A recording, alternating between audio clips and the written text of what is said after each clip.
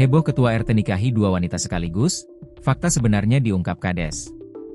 Heboh seorang ketua RT di Provinsi Kalimantan Tengah menikahi dua wanita sekaligus.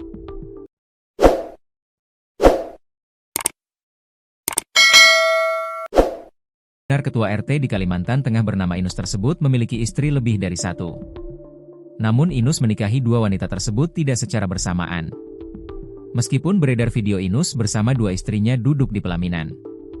Kedua wanita istri Inus berbusana pengantin hingga menimbulkan spekulasi jika sang ketua RT menikah dengan dua wanita sekaligus. Apalagi sosok Inus yang terkenal sebagai juragan tanah merupakan hal yang mungkin bisa menikahi dua wanita. Kepala Desa, Kades, justru membantah Inus menikahi dua wanita dalam satu acara pernikahan sekaligus sebagaimana video viral berdurasi 53 detik di media sosial.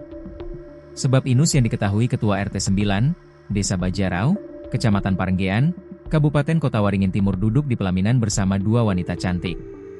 Momen tersebut berlangsung pada Jumat, 8 Agustus 2025. Dan langsung mengundang perhatian warganet.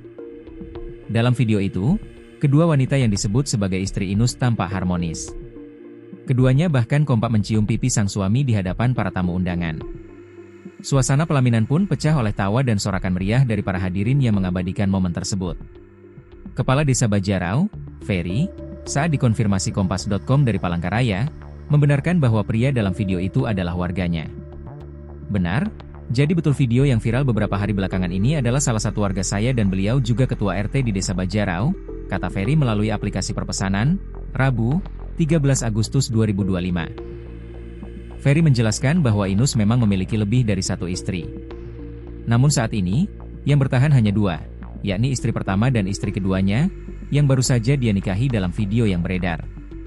Momen dalam video itu terjadi ketika istri pertama ikut duduk di pelaminan mendampingi suami dan istri muda. Seperti yang ada di video, itu istri pertama yang ikut bersanding di pelaminan menemani beliau dan istri mudanya. Jadi publik mengira menikah dua sekaligus, padahal tidak. Yang dinikahi saat itu adalah istri keduanya, jelasnya.